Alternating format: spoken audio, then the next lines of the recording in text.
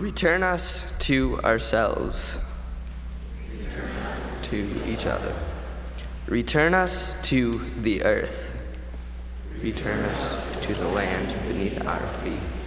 Return us to this moment. Return us to our places of peacemaking. Return us to trusting each other. Return us, turn us.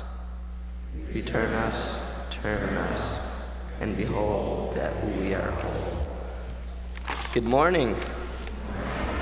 Welcome to Fountain Street Church. My name is Tommy Barfus, and I've been attending Fountain Street all my life.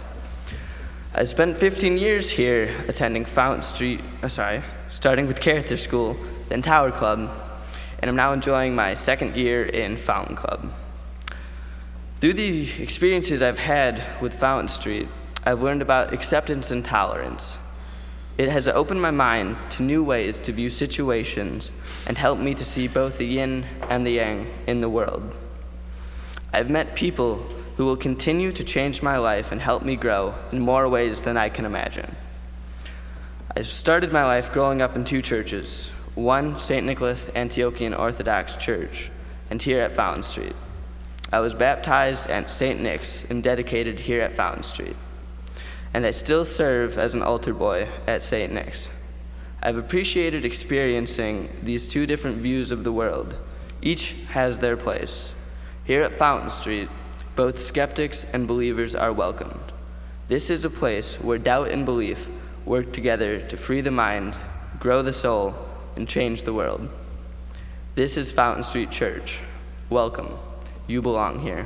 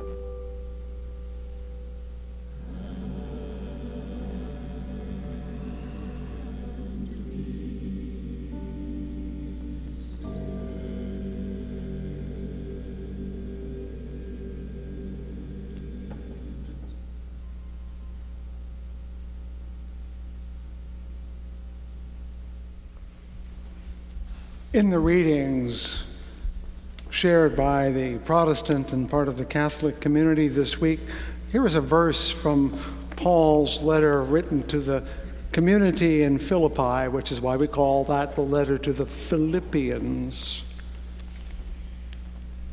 Just one verse. Only live your life in a manner worthy of the gospel of Christ, so that whether I come and see you or am absent and merely hear about you, I will know that you are standing firm in one spirit, striving side by side. Standing firm, striving side by side. There's an image I want you to hold on to. Thomas Gray, an 18th century poet of the English community, wrote a wonderful long poem of which I will only give you a verse. For the professors in the crowd, of which I know at least two, you already know where I'm going. It's the last stanza from Ode on a Distant Prospect of Eton College, written after he had visited the place where he had been a boy. Eton College is a preparatory school for young boys, not for young adults. And he returns to it as an adult and ponders the difference between youth and adulthood, and concludes with these lines. To each his sufferings, all are men, condemned alike to groan, the tender for another's pain, the unfeeling for his own. Yet, why should they know their fate, since sorrow never comes too late, and happiness too swiftly flies? Thought would destroy their paradise. No more, where ignorance is bliss, 'tis folly to be wise. Now, when people quote that, you can know where it came from and sound very erudite. I'm shedding these days, and I don't mean hair, although it is growing thinner. I'm talking about the barnacles of life, the stuff you accumulate over the years, and at a certain point you have far more stuff than you even knew you had. And so this summer we decided to start doing something about it. Started with some of the easy stuff, believe it or not, books. We have a lot. At home and at church, I took a hard look at a lot of them and said to myself, will I read it or need it more than someone else? And that helped decide over 200 cases as no. We have a couple of carts of books now in the social hall, though not this week. One of them is the church library. Please read and return, but I'm trying to give away all the books on the other cart, and you can look at them and say, oh, Fred read this. This way I can get even with him later. Please take one home. Make it welcome in your life. But books aren't the only thing I'm shedding. I looked back over the years, and based on my last physician's appointment, I've lost an inch of height over the years from 18 to 61. Gravity is slowly reclaiming me. I've lost 40 pounds over the last 40 years, though not 1 pound a year. That was planned, but not the way it turned out. And here's the part that, as I read and looked at all the books, I realized I've lost most of my interest in theology. I'll come back to this later. Let's go back a little further, though, to 1897, when this church, in a different building but on this location, and then Fountain Street Baptist Church, made a very fateful decision, although they didn't know it at the time. It called a 25-year-old young man, John Herman Randall, to be its minister. I don't know why they chose him, but perhaps it was because he, like his predecessor, John L. Jackson, was a graduate of the Divinity School at the University of Chicago. They liked John Jackson a lot, so they figured maybe they'd do another good turn there. What the church may not have realized is that they had chosen someone who was graduating from a school that was quickly becoming known as a hotbed of heresy. My mission this fall is to sketch out the spiritual story of this church, its passage from Baptist orthodoxy to independent liberality. And many of you individually have a similar personal story, growing up perhaps in another church or another community, or at least contemplating the normative beliefs that others hold without thinking, and you found yourself wondering at some point whether that was really who you are. So the story of the church will be a story that you can share, however many years apart you might be. It will resonate with you, I'm quite sure. At the heart of the story, as I'm telling it, is an insight I had as I planned them out, that liberal religion is not one thing, but it's really several things, even as the word liberal itself means several things. In our history, it began with a more conventional sense, old conventional sense of liberal being generous, as in being liberal with your point of view or liberal with your money. We were generous spiritually in that even when our preachers in their early rock-ribbed years demanded that we judge each other very harshly by how Christian we were, we listened politely to the sermons and then didn't care. We, as I put it last week, our preachers demanded Christ-like piety, but the members practiced Jesus-like forgiveness, and we are the better for it. That's what I mean by generous, giving people the benefit of the doubt. The second meaning of liberal, liberation, freedom, I spoke of last week as we felt the tug of the social gospel, that movement in the late 19th and ultimately early 20th century that emphasized putting Christian principles to work in this world to benefit those who are suffering, not merely to get you into the big top after death.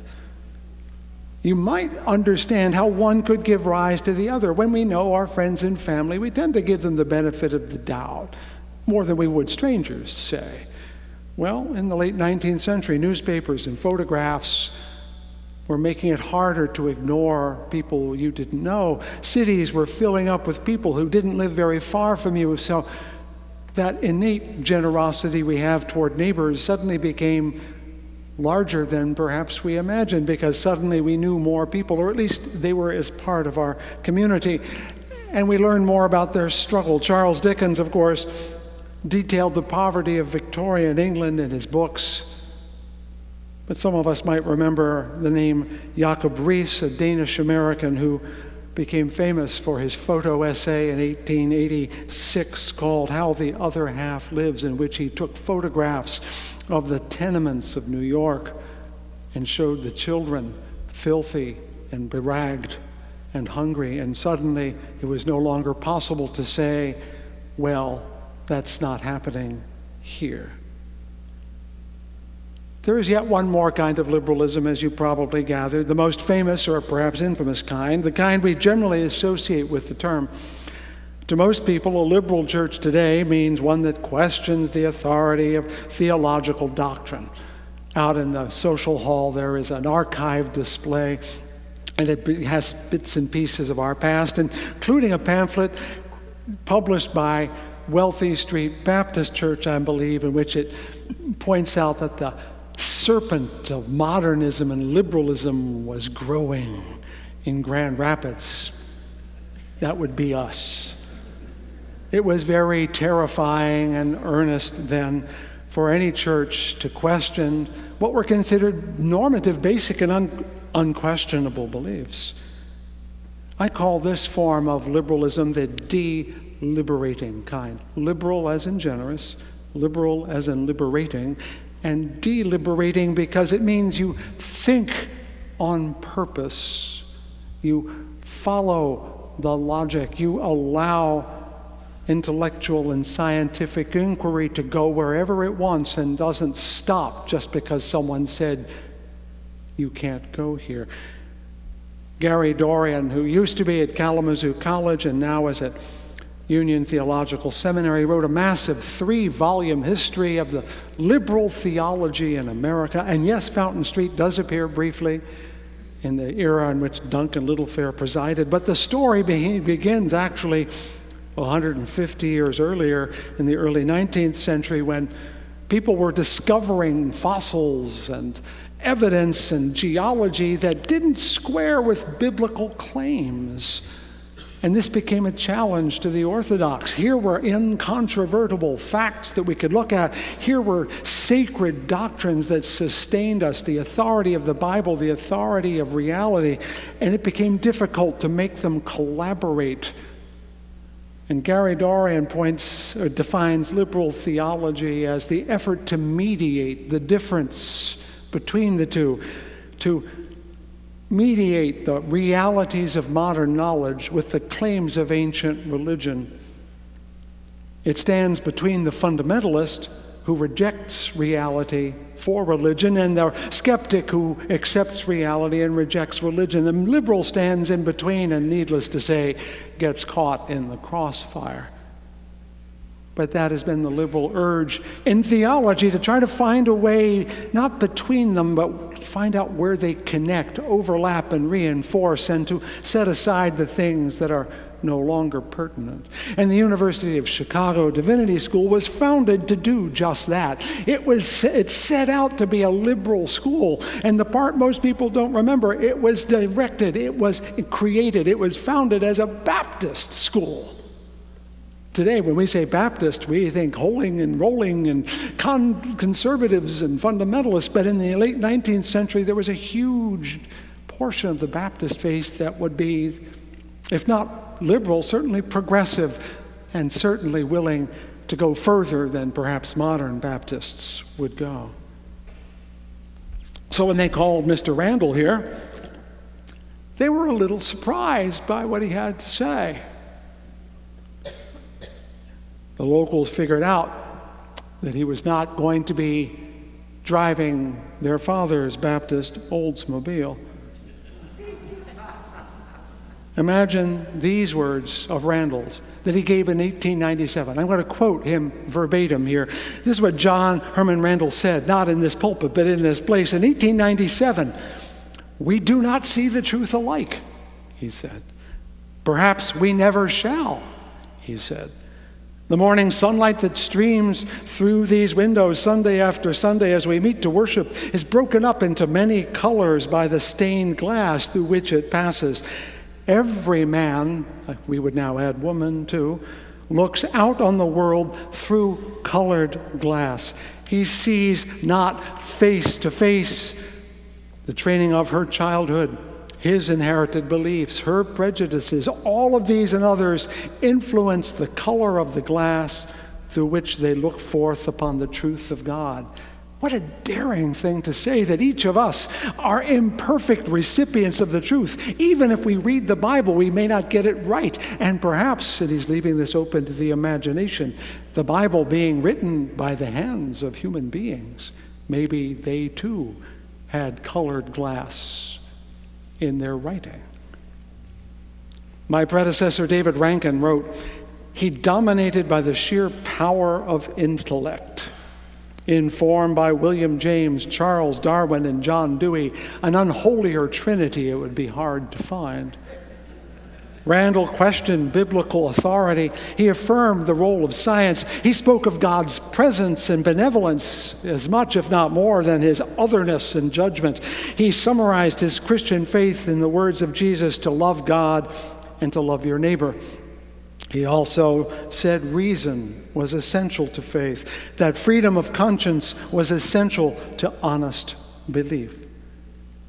And though he preached in another building, the window that has Mr. Darwin on it right up there was already present in spirit, if not in fact.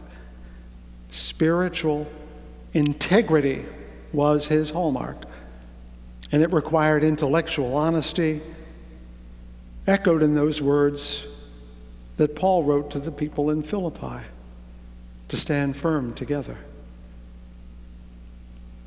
And virtually everything we think now, he said then, 125 years ago. It would be tempting to say that the force of his sermons were so mighty that people sat in the pews and their eyes were open and the scales fell from them and their minds were open. But more likely, Philip Buchan writes, who wrote the history of this church, those who found him too liberal slowly left, and those who found him very appealing slowly came, so that when he left after 10 years, the church was the same size, but it was a completely different church, populated with people who shared his open-ended liberal point of view. And of course, by then, the local Baptist Association had gotten a little wind of this heretic flying in the local pulpit and began to resent him calling himself a Baptist. They, in fact, passed a resolution in 1905 decrying those who subordinate the Scripture to mere science. No names were attached to the resolution, but everybody in town knew to whom they were speaking. And at that moment, the exile of Fountain Street Church began. A long exile that still exists in some places. When I came here in 2005, I quoted a Balkan proverb that says, "Whoever tells the truth will be chased out of 7 villages." When Randall left a year later, he was not chased out, but I'm pretty sure he figured there wasn't much future in this town. There's been a tension between Fountain Street Church and other churches over theology for over a century now. We are a pariah, at least were, and if not to some churches, still to some people, a place of impiety and irreverence. The minister of that same wealthy Street Baptist church loved to call our illustrious predecessor not Duncan Little Fair, but Duncan Little Faith. And I will say that that's not just history. Some of you in this room had that experience in your life. You told them where you went to church, and a look of stricken horror came over their face. Or you found yourself in a much colder room quite suddenly. It's happened in my life. My own son has been told he goes to the wrong church by someone who apparently knows better than his father. Now, it's not as common as it used to be, but it's still there in pockets, and it still hurts. And there's also a spiritual lesson. And that's the reason I've gone this far this morning, because I want to give you that lesson. This is what you need to take home with you today, in addition to the niceties of history. As you've probably figured out, the Jewish New Year is upon us. What you may not realize is that the Islamic New Year is coming almost at the same time. Their calendars will overlap for a couple of years. And this is worth mentioning because the story of both communities, each community, is the experience of being outsiders. In Islam, Muhammad the Prophet is forced to flee Mecca because he's telling the truth as he has heard it, and people don't like hearing it. There's a plot to kill him. He leaves in the dead of night. It's called the Hijra. And Islam dates its calendar from the day he left Mecca, day 1, year 1. In Judaism, the Hebrews finally escape from Egypt, but not just to escape bondage. They escape to go to Sinai, where they receive the law from Mount Sinai from God's own hand, which includes the instructions for observing both that holiday and Rosh Hashanah, the head of the year. Only as outsiders to society did they find their identity. Only outside, as a result of danger or threat or rejection, did they discover who they are. Is that your story in some ways? Did you find yourself having to walk away? Or I say sometimes that this church is made up of people who were thrown out, left out, or walked out. Is that your story? You had to walk away from something, or you weren't allowed to go back in, or you were chased away because of something you said or something you were, and only then could you find out who you are. You and the Jews and the Muslims know exactly the same story. But sometimes it's hard to tell if you walked away on purpose or whether you were sent away. You know, you've all seen what happens when little kids get angry with each other and they leave out a little kid and the other little kid says, "Well, I was leaving anyway." You know the feeling. We can be running from pain and seeking truth at the same time. The founders of all the Abrahamic faiths are all examples. Moses, why was he even bothering to look at a bush in the wilderness? How did he get there? He was running away from a murder charge in Egypt.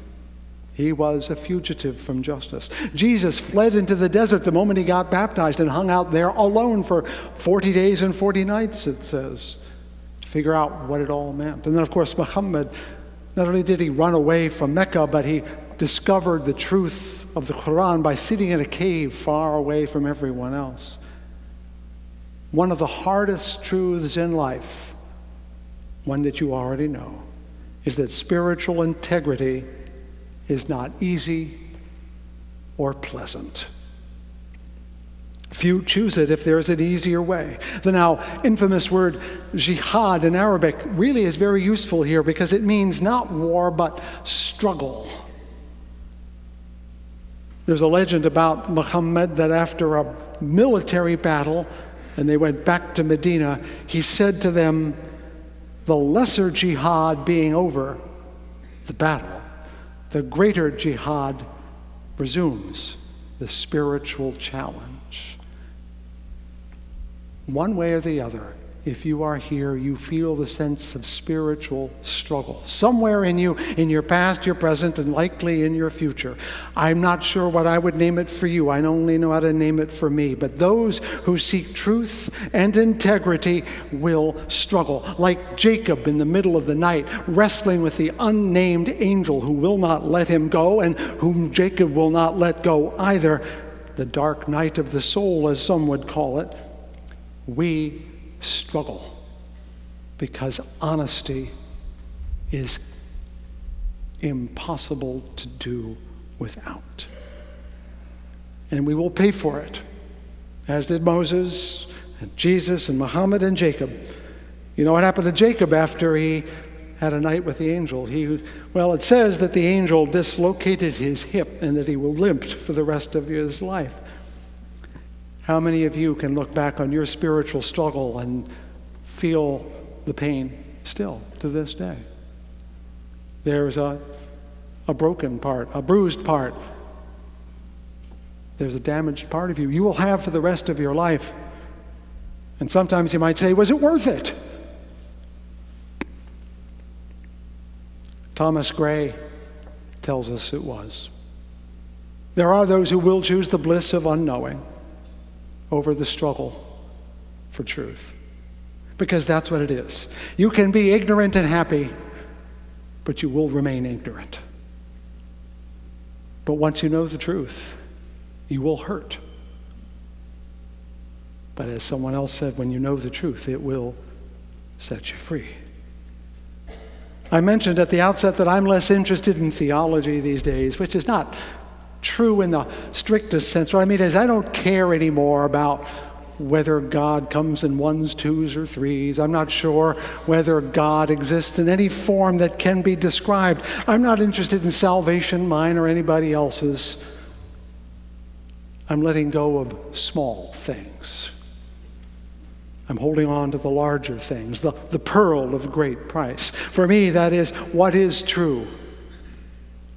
I want to know what is true. What is good? I want to know what is good. And I want to know what to do with that. John Herman Randall's question is pertinent to me. How do you love? Those are the big questions. For those of you here who were driven out of some place or feel like you're driven on towards something, that would be all of us.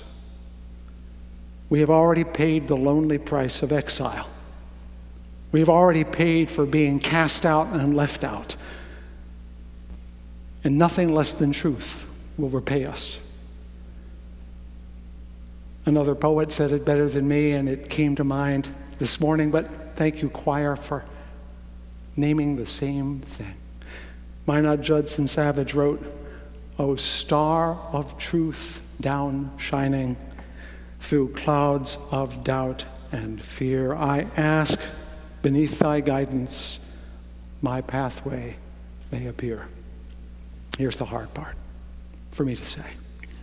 However long the journey, how hard soe'er it be, though I be lone and weary, lead on, I'll follow thee. That's what we're doing. together, lone and weary, following the star. May these words of my mouth and the meditations of my heart be found true in thy sight, thou who art my rock and my Redeemer. Amen.